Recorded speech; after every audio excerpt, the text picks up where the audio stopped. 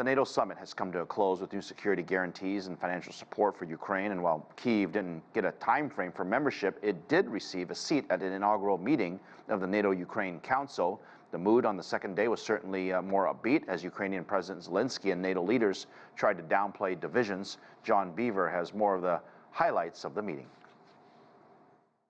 Well, before this summit even started, NATO was saying what great achievements had been made. There was an 11th hour deal on Monday night with news that Sweden would soon be joining NATO after Turkey removed their objection for Sweden joining the bloc. So that was the mood going into the start of this summit.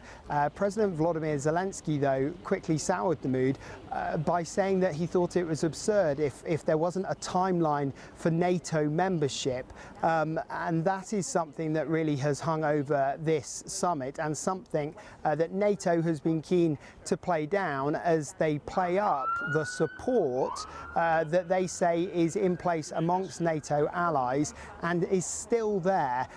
We've been hearing more from the G7 nations who've put a very firm frame in place, if you will, very much to help Ukraine with things such as training and finances and equipment and support, and to very much come up with a firm plan because it all involved appreciate that this conflict is still continuing to roll on and Ukraine needs some guarantees when it comes to security. The UK, for example, a member of the G7, said that this new framework builds a Ukraine that can defend its territorial sovereignty both today and in the future. It also includes things such as intelligence sharing as well. We also have the first meeting of the NATO-Ukraine Council as well, which NATO have said means that Ukraine can come to them as equals. They can call for this council when they want discussions with wider NATO allies.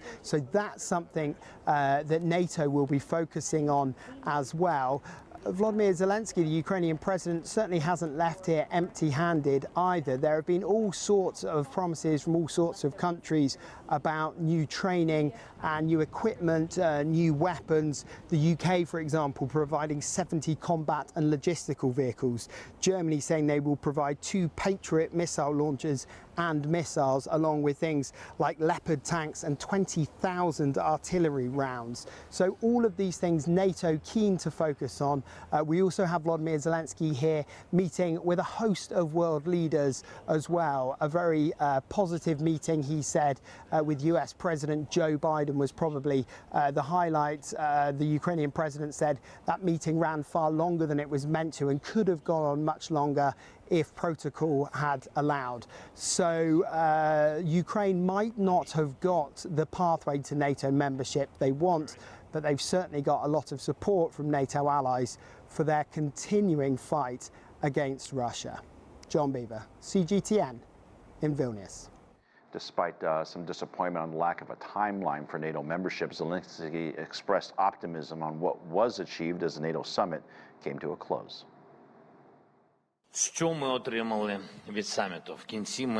What we did get from the summit in the end, we got, I think, a big positive. We really got unity and the leaders supported Ukraine. It was unambiguous that Ukraine will be in NATO. Meanwhile, Beijing has responded strongly to NATO's accusation that China challenges the bloc's interests in security. That statement from NATO was issued halfway through its 2-day summit. Beijing says the organization is distorting China's policy position and that it is, in fact, the military bloc that is overreacting over its position.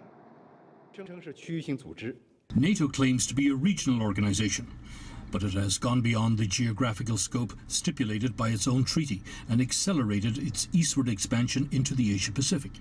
NATO claims to be a defensive alliance, but it encourages its members to constantly increase military spending, flex their muscles across borders, and provoke confrontation in the Asia-Pacific region. China's Ministry of Foreign Affairs added that when it comes to the peace and security, China has the best record of any major power. And for more on the key takeaways from the summit, I'm joined by Thomas Gehl. He's the president of Ample Luck International Capital Corporation, a global investment banking company. Good to see you and welcome to the show. There's a lot to digest. There's a lot to digest here. Clearly, a lot of it is political. What China is refuting, I guess, in a way, or rebutting in a way, from what NATO said, is very interesting because at the same time, you know, they haven't taken necessarily a side in this conflict with Ukraine, but clearly there is a side when it comes to NATO. Absolutely. I think that China's not only concerned about NATO in NATO's present form, but the Indo-Pacific alliance that's been strengthening and being encouraged, you know, obviously by the United States and other NATO countries. So, and I can understand that concern because it seems it's you know, outside of NATO's original mission. And so it's a little confusing as to where that's leading. But I can understand Beijing's concern. I mean, there was some chatter, as you well know, why NATO was formed to begin with. It was to prevent perhaps another country being aggressive. And in this particular case, if you look at what Russia has done, Russia's plan was to decrease or minimize the influence or size of NATO. But in fact, ultimately, the outcome has been the opposite. And as China is watching over this, they certainly have their opinions as to what's happening in Russia when it comes to NATO. Correct, correct. I mean, this is, you know, obviously the unintended consequences from Putin on getting 2 new countries admitted. And I understand why NATO does not want to and will not include Ukraine at this time. But obviously, once the conflict is ended, then Ukraine, you know, will be on a path to NATO, and that tightens the noose around, you know, Russia even more. So instead of getting more freedom, now Russia is much more impinged upon, and obviously not what Putin would have liked to have had to create his empire he was looking for. 2 things that Ukraine has been asking for, aside from the obvious support from NATO members, which, by the way, there are support coming from countries that are not NATO members, I guess, for the record.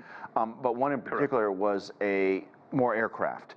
The word F-16 often comes into play. There are other airplanes, but that's sort of the most noticeable one.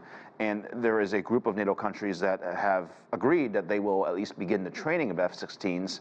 And if that's the case, you don't start the training for equipment if you don't plan on giving the equipment. So I'm curious, when the day comes that the giving of the F-16s take place, who is it going to come from?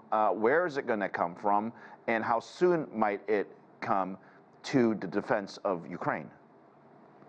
Yeah, those are wonderful questions because the aerial superiority is obviously owned by Russia right now. And so that creates an imbalance in the fighting power. On the ground, Ukraine has been incredibly strong and resilient. I think in the future, the aircraft training probably will come from a multitude of countries, including the United States.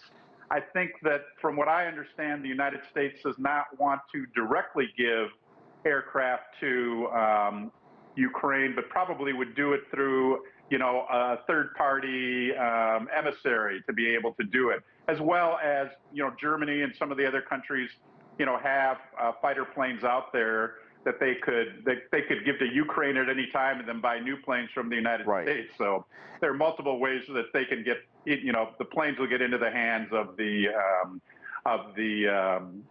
Ukrainian people, and not unlike the Flying Tigers before the Japanese War, where the U.S. came to the support of China and sent in their pilots and aircraft to defeat the Japanese. Right. So in that area. I guess there has been precedence, given that it was also a very long time ago. So I don't want to tie the 2 together too much. But here's my other thing. The fighting in Ukraine is mostly in the east and the south.